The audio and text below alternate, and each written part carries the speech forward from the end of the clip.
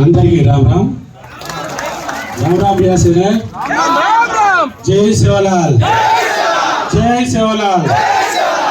ముందుగా స్టేజ్ మీద ఉన్న పెద్దలు మన ఎమ్మెల్యే గారు, స్థానిక ఎమ్మెల్యే గారు గాంధీ గారికి, అలాగే మన రంగారెడ్డి జిల్లా కలెక్టర్ గారు నారాయణ రెడ్డి గారికి, అలాగే కార్పొరేటర్ గారు శ్రీకాంత్ గారికి, మా బంజారా బిడ్డల దైవం గాంధీ గారు, మరో గాంధీ గారు రవీంద్ర నాయక్ గారికి, అలాగే కస్టోడియన్ ప్రాపర్టీస్ కమల్జిత్ గారికి, జేసీ గారు, మా డైరెక్టర్, మీ అన్ని పనులు చేసేది వెనకాల, ముందు నేను కనిపిస్తా, వెనకాల అతను పని చేస్తా అంటాడు, కళ్యాణ్ రెడ్డి గారికి, అలాగే మా సిఆర్పిఎఫ్ మీదనే అందరు కంప్లైంట్లు పెడుతున్నారు కాబట్టి మా సిఆర్పిఎఫ్ సంబంధించిన అమిత్ మిశ్రాజీకు, అలాగే ఆర్డీఓ గారు, మరో మిత్రులు, కమిషనర్ గారు, మా భారతీయ జనతా పార్టీ జిల్లా అధ్యక్షులు శ్రీనివాస్ రెడ్డి గారికి, అలాగే మా టీటీడీఓ గారికి, అంతకన్నా ముందు నన్ను ఇక్కడ రప్పించడానికి ప్రధాన కారణం స్వామి గారు, స్వామి గారి బృందం, వాళ్ళ టీం ఒకటి ఉంది. ఆ టీం వెనకాల అనేక కృషులు ఉన్నాయి. ఆ కృషిలో శ్రీకాంత్ గారైనా ఉండొచ్చు, మా ఎమ్మెల్యే గారైనా ఉండొచ్చు. లోకల్లో ఉన్న ఇబ్బందులు వాళ్ళే కదా, కాబట్టి వాళ్ళందరి కృషితోని వాళ్ళు వేసిన పిటిషన్ మీద పలుమార్లు నేను మాట్లాడడం జరిగింది. నేరుగా ఒకసారి తండాకు వస్తాం, ఇక్కడ ఉన్న పరిస్థితులు చూద్దాం అని చెప్పడంతో ఇవాళ రావడం జరిగింది.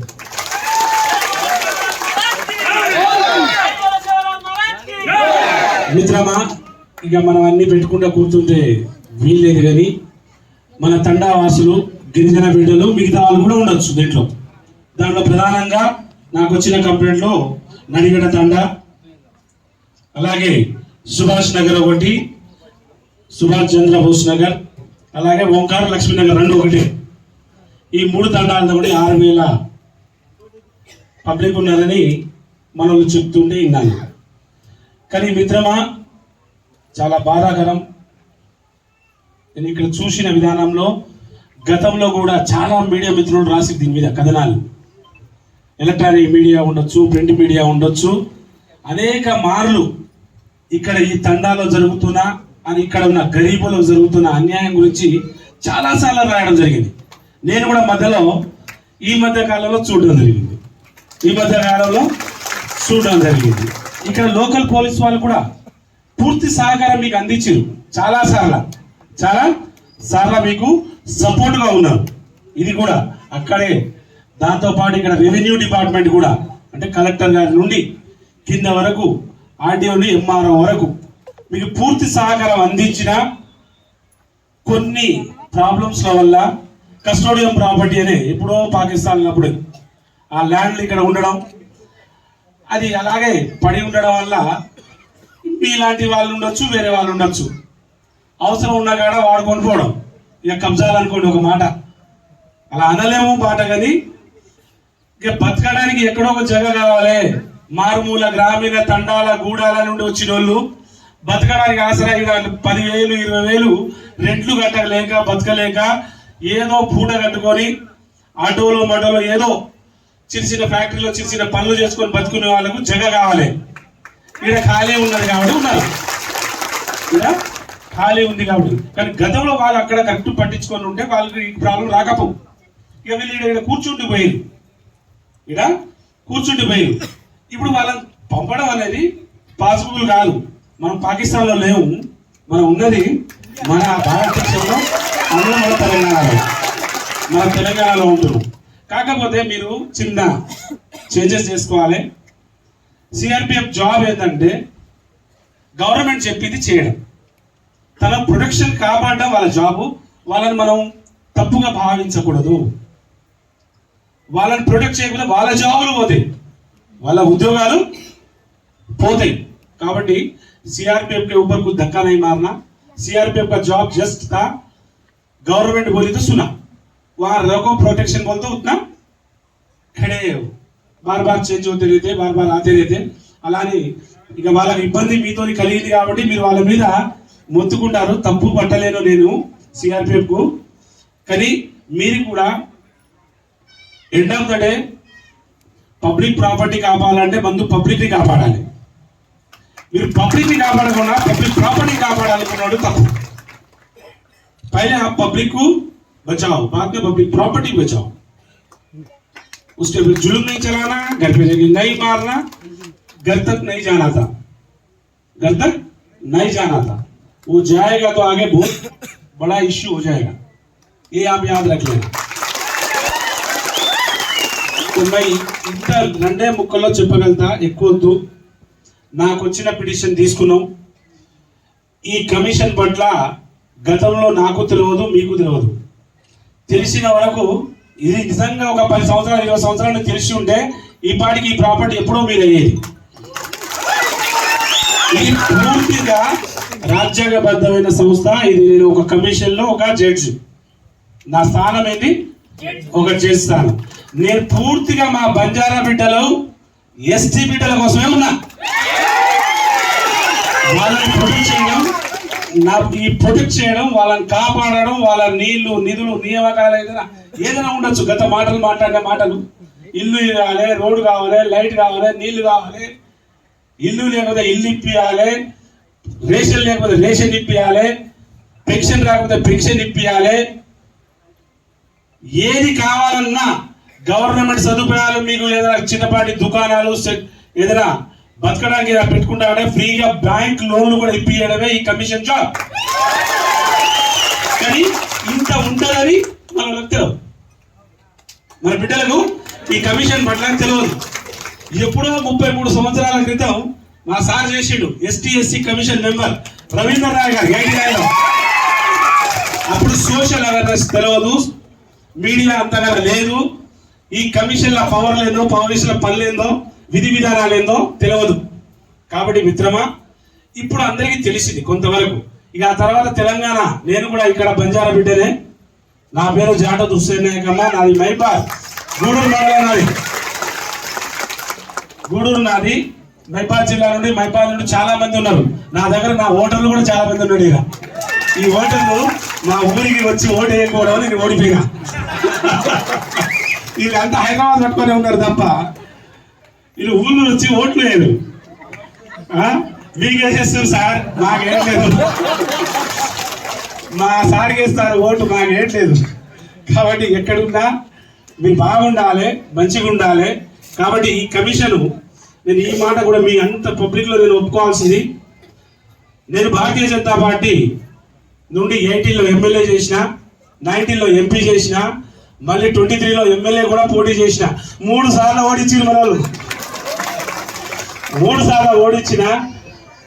పాపం మోడీ గారు, నరేంద్ర మోడీ గారు ఈ బంజారా బిడ్డకు ఒక అవకాశం కల్పించాలన్నో ఏముందో, మరి ప్రజలకు పనిచేయాలి, సేవ చేయాలనే ఏం ఆలోచించారో, మా పట్ల ఏం ఆచరించారో ఈ కమిషన్ జాబ్ నాకు ఇచ్చారు. కాబట్టి ఈ జాబ్ ఇచ్చింది ముఖ్యంగా మోడీ గారు ఇచ్చిరు.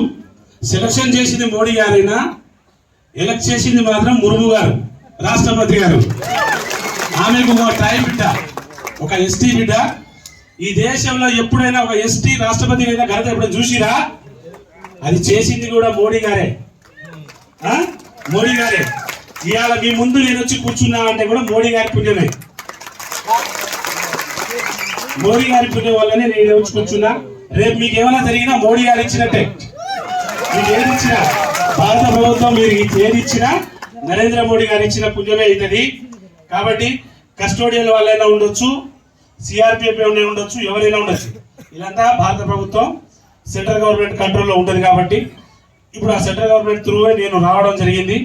నేను ఆల్రెడీ మీ మొత్తం చూడడం జరిగింది. ఆల్రెడీ కొంతవరకు నేను ఇది చూసి దగ్గరే మాట్లాడుతా అన్నాను. ఇక ముందు మిమ్మల్ని ఎవరు డిస్టర్బ్ చేయరు. పగడబందిగా ఈ కోర్టు ద్వారా, ఈ స్టేజ్ ద్వారా, ఈ కోర్టు ద్వారా మీకు వివరించిపోతున్నా. అలాగే కలెక్టర్ గారు, మీ ఎమ్మెల్యే గారు 2 మాటలు కూడా చెప్పడం జరిగింది. ఇక్కడ మీరు కరెక్ట్ చెప్తే సార్ ఇక్కడ ఒక హాస్పిటల్ ఏర్పాటు చేస్తాం, స్కూల్ ఏర్పాటు చేస్తాం, గ్రేవీ యార్డ్ అంటే శ్మశాన వాటిగా చనిపోతే మీరు ఏదో ఇబ్బంది పెడుతున్నారంట కదా, ఇక్కడ ప్రాపర్టీ కూడా ఇక్కడ ఉండేటట్టు ఇద్దరు చెప్పడం జరిగింది. మీరు జస్ట్ మాకు ఒక చిన్న డైరెక్షన్ ఇస్తే ఆ డైరెక్షన్ ప్రకారం మొత్తం మేము చేసి పెడతాం సార్. మాకు వచ్చే ఫండ్స్ నుండో ఏదో విధంగా మీ ఎమ్మెల్యే గారు మరీ ఖచ్చితంగా చేసి సార్ ఈడ వచ్చి కూర్చున్నాడు కదా, ఈడ కూర్చున్నారు కాబట్టి. అలాగే प्रॉपर्टी वाला को आर्मी आपके सीआरपीएफ वाले को भी बोल दे रहे साहब, आगे आप अंदर मत जाना। तो इसमें एक छोटा सा बात है, कस्टोडियन वाले को भी हम डायरेक्शन दे देंगे, आपको भी हम दे देंगे। आप पहले जो जितना गया जो है उसको पहले प्रोटेक्ट कर लीजिए, उसको करेक्ट स्टैंड कर लीजिए, उसके हिसाब से फिक्सिंग कर लीजिए। अरे मेरे घोड़ा कड़ता फिक्सिंग करना है। तो मैं आपको ये भी बात बोला, थोड़ी देर अपन बात किए जब भी हमारे गांधी जी एमएलए साहब और अपना कलेक्टर साहब ने वो भी वादा दिए, जो भी छोटा मोटा खर्चा होता वो फिक्सिंग डालने के लिए वो पूरा ये दोनों खर्चा करेगा। ఇక నుండి భూమి పోవద్దంటే దాన్ని ప్రొటెక్ట్ చేయాలి, దాన్ని మనం కంట్రోల్ చేయాలి। కంట్రోల్ చేయకపోతే फिर बार-बार लड़ाई करते रहेगा, वो आगे आते ही रहेगा। डेली नया गुड़सी आएगा, क्या बोलते नया शेड आते रहता, तो उसको उधर से बचाना है, उधर से प्रोटेक्ट करना है। तो उनको थोड़ा कमलजीत को बड़ा दिल लेके थोड़ा आपके लोगों को डायरेक्शन भी ठीक से दे दिया तो जरा वो लोगों को प्रॉब्लम नहीं खड़ा रहेगा। तो उसमें एक चीज क्या तो अंदर जाने से बाल बच्चे छोटे मोटे बड़े लड़कियां आए, फिर कुछ कल के दिन कुछ गड़बड़ हुआ तो पूरा आपका नाम खराब हुआ तो गवर्नमेंट की नाम खराब हुआ सरकार, डिपार्टमेंट की नाम कोई एक आदमी बर्बाद किया तो गवर्नमेंट की पूरी इज्जत जाएगी। तो उसके लिए बोल रहा हूं, अंदर जाके किसी को तकलीफ मत करो। अंदर जो भी है अभी बैठ गया उनको उठाना किसी बाप का किसी का नहीं है।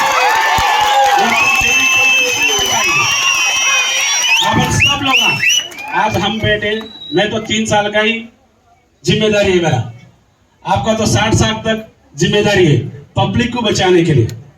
ऑल पीपल सब पब्लिक सर्वेंट्स है, सब पब्लिक के लिए काम करने के लिए, पब्लिक के लिए जीने के लिए। आपको और कुछ रास्ता नहीं है, पब्लिक को बचाने के लिए ही आपको जॉब दिए, पब्लिक की भला करने के लिए आपको जॉब दिए। सबका जॉब वही है, मेरे साथ हमारे साथ। मगर ये चीज है, आप कुछ भी ये मत करना, अंदर मत जाना, इससे उधर कर करिए। 1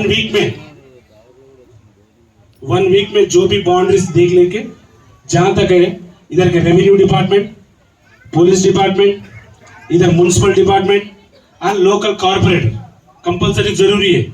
लोकल कॉर्पोरेटर तो उसका गवर्नमेंट इलेक्टेड बॉडी है और एमएलए साहब मिलके एक बार देख लेके 1 वीक में हमारे को रिपोर्ट दीजिए, जहां से जहाँ जो करना है वहां से आप ये कर लेके बाउंड्री कर लीजिए। अंदर कभी कुछ लाने दे करने दे, वो लोगों को कुछ अड़ाना मत, तकलीफ मत देना। जो भी सर एमएलए साहब कारपेट साहब छोटा बड़ा 3-4 करोड़ का बिल पेंडिंग है, वो रोड ड्रेनेज पूरा कंप्लीट कराई है। हम सैंक्शन है तो करना है, तो ये लोग रोक के बोले ना, अभी वो जरा कंप्लीट करिए, 1 वीक के बाद शुरू करिए। बेसिक इम्यूनिटी जो भी है, घर बार जो भी है छोटा मोटा, वो सब करने के लिए इधर के गवर्नमेंट भी रेडी है, स्टेट गवर्नमेंट भी रेडी है, सेंट्रल गवर्नमेंट भी रेडी है। गवर्नमेंट सेंट्रल गवर्नमेंट भी रेडी है। तो మీరు ఎప్పుడు ఏమీ అనుకోకూరి, కాకపోతే మీరు కూడా వాళ్ళు కూడా ఎంప్లాయీలు, వాళ్ళ మీద జులుం చూయించకూరి, వాళ్ళని ఇబ్బంది పెట్టకూరి। మీరు వాళ్ళు కూడా వాళ్ళ బతుకు వాళ్ళ సిపాయిలు ఎక్కడెక్కడో దూరం నుండి వచ్చి ఇక్కడ పని చేసి వాళ్ళని ఇక్కడ జాబ్ పెట్టి ఇక్కడ ప్రొటెక్ట్ చేయమని చెప్పడం, వాళ్ళ పని చేసి కాబట్టి వాళ్ళని మనం తప్పు భావించడం తప్పు। మీరు దాన్ని నేను దాన్ని కూడా సమర్థిస్తా, వాళ్ళని మరి అంత మనం ఇబ్బంది పెట్టద్దు। కాబట్టి వీళ్ళకి మొత్తం డైరెక్షన్స్ వస్తాయి, వాళ్ళకి అన్నీ చూస్తాం. ఒక 10 రోజుల్లో, మన వారం రోజుల్లో మాకు మొత్తం రిపోర్ట్ వచ్చినాక మీకు పర్మనెంట్ రిపోర్ట్ రాస్తాం. మీరు కస్టోడియల్ ప్రాపర్టీ గారు వాళ్ళు ఎవరు ఉంటే వాళ్ళని కూడా పిలుచుకుంటా. అలాగే పిలిచిన 2 సార్లు, గతంలో 2 సార్లు మీ ఈ నడిగడ తండ గురించి 2 సార్లు ఢిల్లీ పిలవడం, 3 సార్లు అయినా 3 సార్లు డైరెక్షన్ పిలవడం జరిగింది. కస్టోడియల్ ప్రాపర్టీలు వాళ్ళు వచ్చిరు, సిఆర్పి వాళ్ళు వచ్చిరు, స్టేట్ గవర్నమెంట్ కలెక్టర్ గారి నుండి వచ్చిరు. వాళ్ళందరికీ మేము మాట్లాడడం జరిగింది. ఇవాళ రావడం కూడా జరిగింది, జెన్యూన్ ఏందో తెలుసుకోవాలని. అయితే నేను ఇంకో చిన్న మాట కూడా సార్, మీ లోకల్ వాళ్ళు కూడా ఈ పక్కన బాట పోతుంది కదా లోపలికి, పక్కనే కాలువ ఉంది. కావాలంటే కాలువ అవతల నుండి వేసేటట్టు ప్లాన్ చేయి. ఈ పక్క కొంచెం పాలు ఉంటుంది, రోడ్ వచ్చేస్తుంది వాళ్ళకి, నలుమూలన రోడ్ వస్తుంది. రేపటికి పరిస్థితులు బాగుండాలి కాబట్టి జరా रोड का ख्याल देखना, रोड छोड़ के जो भी మీ కాలువ దాటి మీరు రావద్దు, కాలువ అవతల మీరు రావద్దు, కాలువ అవతల వాళ్ళు రావద్దు. అలాగే చిన్న బేసిక్ ఏమైనా ఉంటే టెంపుల్ కట్టాలి కదా, శివాలయాలు గుడి కట్టాలి, గట్టి కట్టాలి. కావాలంటే గుడి కట్టేటప్పుడు 1,00,000 రూపాయలు నేను ఇస్తా, 10 లక్షలు ఇస్తా. ఇప్పుడు ఏం చేస్తాను, మీరు ఓటేస్తే గెలిచినోడు కదా, నాకు ఓటేస్తే గెలవలేదు కదా. మీ గాంధీ గారు మీ కార్పొరేటర్ ఖచ్చితంగా నిలబడి మీకు డబ్బులు కూడా ఇస్తారు. 4 लाख విగ్రహం అన్న, మా తాత ఠాను నాయక్ వారసులు ఉన్నా, నేను ఠాను నాయక్ వారసులు, నేను కూడా దాంట్లో ఒకటి. కాబట్టి ఖచ్చితంగా थोड़ा थोड़ा एक 1 वीक में जो भी है, ఒక 1 वीक లో సార్ వాళ్ళ కస్టోడియల్ टीम कमलजीत गारू ఉంటారు, अमित जी रहता एंड हमारे लोकल टीम भी रहती ना, रेवेन्यू डिपार्टमेंट तो कैसा भी रहना ही है. రెవెన్యూ టీం ఉండి మా కమిషనర్ గారు చాలా పనులు చేసేట్టున్నాయి. ఇక్కడ మా కమిషనర్ గారు చాలా పనులు చేయాలమ్మా, మీరు మాలకు మేలు చేయాలి. ఈ దేశంలో పుట్టిన ఏ ఎస్టీ బిడ్డకైనా భూమి లేకపోతే 5 ఎకరాలు ఇవ్వాలని శాసనమే ఉంది. మేము 5 ఎకరాలు అడగట్లేం కానీ బతకడానికి ఒక 100 గజాలకు అడుగుతున్నాం, అంతే కదా. మీరు బతకడానికి 100 గజాలు అడుగుతున్నారు. ఖచ్చితంగా ఇవన్నీ త్వరలో మీకు అన్ని అందేటట్టు, ముందు మీకు ఇబ్బంది రాకుండా చేసేటట్టు ఖచ్చితంగా చేసి పెడతాను. సరేనా? ఇక దీనికనే మిగతా తండాలు కూడా పాపం ఇనిషియేటివ్ తీసుకొని సార్ ఆర్ 3 गांव है సార్, 3 जगह అని కమల్జీ మాట్లాడుతుండే. సార్ ఏ అడిగాడు, నాకు తెలియదు, ఇది ఒకటే తెలుసు నాకు, కానీ మిగతా కూడా 2 ఉన్నాయి. వాటికి కూడా ఏం చేయాలి సార్, వాటికి కూడా వాళ్ళ దాంట్లో డైరెక్షన్ పెట్టి కొంచెం నాకు ఒక గైడ్లైన్స్ ఇస్తే బాగుంటుందని చెప్పడం జరిగింది. కలిసే ఉంటాయా సార్? సరే, ఏమున్నా కొంచెం కూర్చొని సర్దుమరిగి ఈ ప్రాబ్లానికి సొల్యూషన్ దొరికితే ఒక 6,000 కుటుంబాలు, అందులో మా బంజారా బిడ్డలు ఏదో తండాలు గూడాలు గ్రామాల నుండి వచ్చిన వాళ్ళు, హైదరాబాద్ లో మేము ఉన్నా చెప్పుకుంటారు, హైదరాబాద్ లో మేము బతుకుతాం, మేము చదివించుకుంటాం, మా పిల్లలు కూడా బాగుపడాలనే ఆశతో పిల్లల భవిష్యత్తు కోసం మాత్రమే వచ్చి వీళ్ళు. పిల్లల చదువు బాగుండాలి, వాళ్ళు మంచిగా బతకాలి, ఊళ్ళో బతకలేకపోతున్నాం, ఉండలేకపోతున్నాం వచ్చిరు. కాబట్టి వీళ్ళకి బతక అన్ని దొరికి చేసేటట్టు చేస్తా.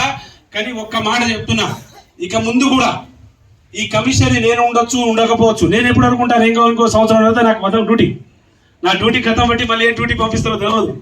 కాబట్టి ఏ డ్యూటీని ఎప్పుడైనా ఈ కమిషన్ మీరు పక్కా వాడాలి.